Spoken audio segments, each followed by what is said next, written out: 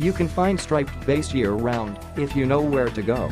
Throughout their range, striped bass fall for a variety of baits and artificial lures fished many ways. Matt Rissell. Where to catch striped bass in California by Angelo Cunang. San Francisco Bay striper fishermen get serious in the spring when school fish from 3 to 12 pounds begin responding well to both live baits and artificial lures. During the spring season, boating anglers do best from lower San Pablo Bay south to Bluff Point along the Marin shoreline. The game plan calls for light tackle and casting to rocky points and shorelines, shallow flats, coves and islands. Stripers prowl the current eddies that form behind the rocky edges and points on both the incoming and outgoing tides. Knowing where to catch striped bass is only the half of it. Make sure to approach within casting range and then hold the boat in position while casting bucktail jigs or swimbaits into current seams. The game plan calls for casting to rocky points and shorelines, flats, coves and islands. Experienced anglers favor 1/2 to 1 ounce white bucktail jigs, 1/2 ounce rat L traps in natural colors, and 3 to 4 inch swimbaits in natural baitfish colors fished on 1/2 ounce heads. Traveling south from here into the main bay, the Berkeley Flats offer prime grounds for drifting live anchovies.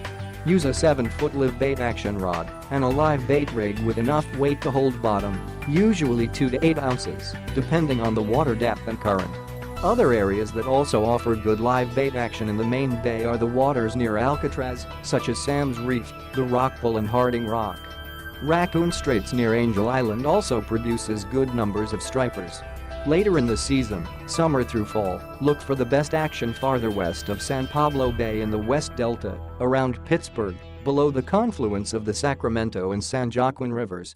Light tackle lends itself well to covering ground and working likely striper hangouts. Bass forage on the bottom this time of year, so the best results come with live baits drifted deep through promising-looking channels and around bait gathering structure and bottom features.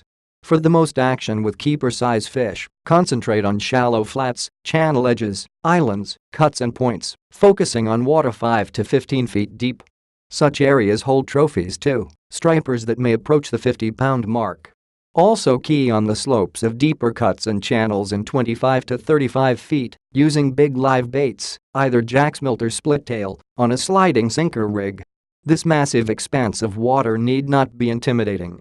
Just identify bottom structures such as reefs, humps, and bars, places where baitfish tend to congregate, and that's where you'll find the stripers. Deeper water structure is often best covered with either big live baits or metal jigs and spoons. Northern Florida supports a small population of striped bass. Stripers historically resided in the brackish waters near Jacksonville, Florida, but changing environmental conditions caused reproduction to fizzle by the early 1970s. A joint restocking program by the state's Fish and Wildlife Conservation Commission and the U.S. Fish and Wildlife Service, along with the abundance of cool water springs in the St. Johns River Basin, now supports a smaller population. Prime time is December through February, says Captain Chris Hallman of Jacksonville. There are some holes 77 feet deep in the St. Johns that offer thermal refuge.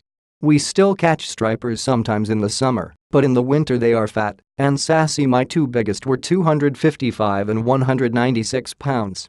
The stocking program boosted numbers in the St. Johns and Nassau rivers and Georgia's bordering St. Mary's spots such as the railroad trestle in downtown Jacksonville, the I-95 bridge, the humpbacked bridge near Boggy Creek, Lofton Creek off the Nassau River, and residential docks all hold stripers, often mixed among redfish and sea trout. The best action is when the weather is nasty, Hallman says. They really bite well right before a front, when the pressure is falling, and the less salinity, the better. Hallman says a fish finder rig with cut mullet is most commonly used. However, he prefers to throw large artificial lures, especially swimmers that mimic finger mullet. I use lures up to 7 inches long, Hallman says. The cotton cordell hot spot, bomber bucktails with white curly tail grubs, and the Smithwick Perfect rogue lures are all good. My favorite colors are silver sides with blue or black backs. Action-packed artificials do the job on stripers chasing bait.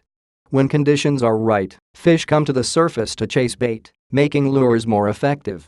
He casts beyond bridge pilings and other structure and lets the current sweep the plugs past the pilings. Vertical jigging with 1/4 to 1/2 ounce jigs and pearl soft plastic paddle tail lures in the backwater eddies is another consistent tactic.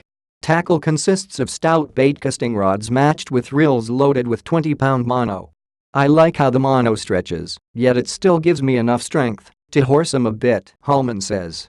For vertical jigging, he switches to 20-pound braid with a 20-pound fluorocarbon leader.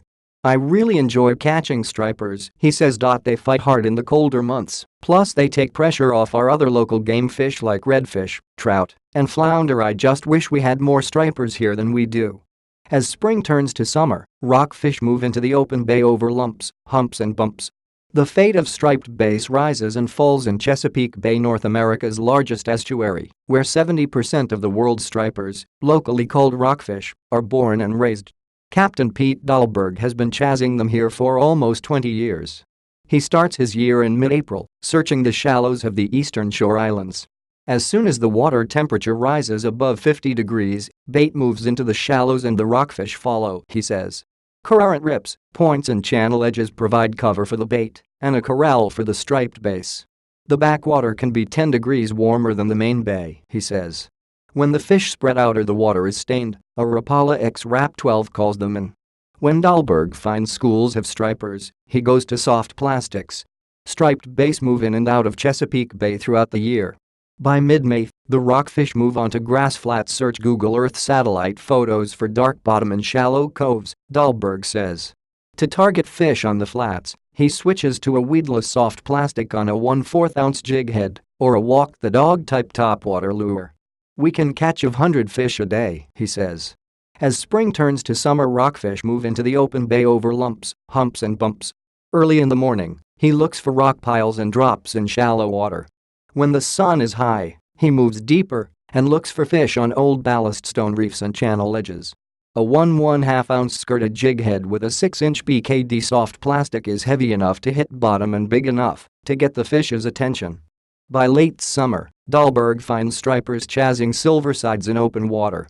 Diving birds indicate feeding fish. To match the hatch, he casts a 1-ounce dirty dick spoon into the school, giving the lure a slow count that puts it in the strike zone before retrieving.